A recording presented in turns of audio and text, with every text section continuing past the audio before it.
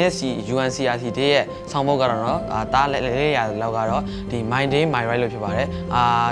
ပြောရမယ်ဆိုရင်တော့ငါနေငါခွင့်လို့ဖြစ်ပါတယ်တားနေတယ်ဘယ်လိုနားလဲဆိုရင်ပေါ့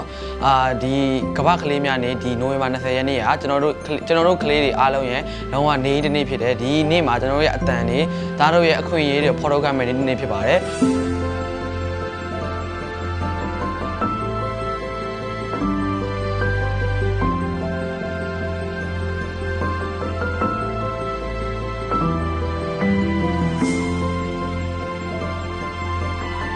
ဒီကတော့ကလေးတွေအတွက်ကောင်းမွန်လုံခြုံတဲ့ပတ်ဝန်းကျင်လိုအပ်ပါတယ်ပြီးတော့အစာအာဟာရပြည့်ဝတဲ့စားသောက်မှုတွေလည်းလိုအပ်တယ်ပြီးတော့ဒီချင်းမြတ်တာတွေနဲ့ကြီးပြင်းလာဖို့အတွက်လည်းလိုအပ်တယ်လို့ထင်ပါတယ်ရှင်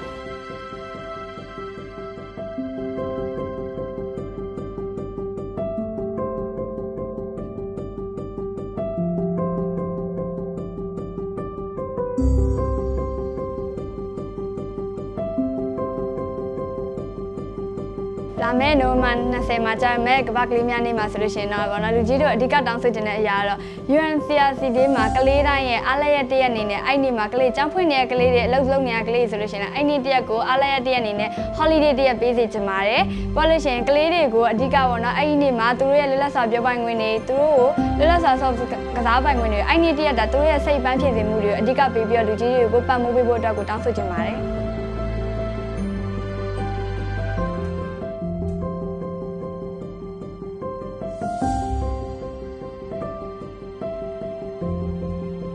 ဒီကလေးအတိုင်းအတွက်ပြောချင်တာပေါ့နော်ကလေးအကုန်လုံးမှာကိုယ်ပိုင်အခွင့်အရေးကိုယ်ပိုင်လွတ်လပ်ခွင့်တွေကိုယ်ပိုင်ဆုံးဖြတ်ပိုင်ခွင့်တွေရှိတယ်အဲ့ဒါတွေကိုလည်းကိုယ်တိုင်ဆုံးဖြတ်ပြီးတော့ကြောက်ရွံ့နေစိမ့်မရှိဘဲနဲ့ကိုယ့်ကိုယ်ယုံကြည်မှုရှိရှိနဲ့ရှေ့ဆက်သွားဖို့ပြောချင်ပါတယ်